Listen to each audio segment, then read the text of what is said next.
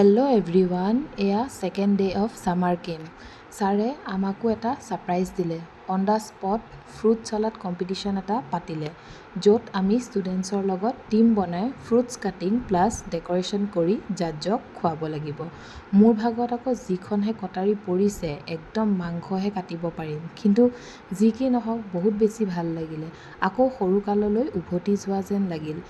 4টা টীমত ভগোৱা হৈছিল A, B, C আৰু D। মই আকৌ এই টীম D দেই। আহক এতিয়া এটা পুল পাৰ্টিলৈ যাওঁ। চাওকচোন সিহঁতে কিমান যে ফূৰ্তি পাইছে। সিহঁতক চাই মোৰো একদম সৰুকাললৈ উভতি যাব মন গৈছে। আপোনালোকৰ বাৰু সৰুকাললৈ উভতি যাব মন যায়নে? কমেণ্ট কৰি জনাবচোন। ব'লকচোন অলপ সিহঁতৰ ফূৰ্তিবোৰেই চাওঁ।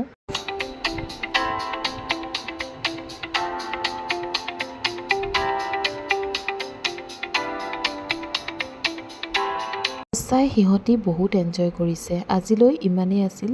বাই।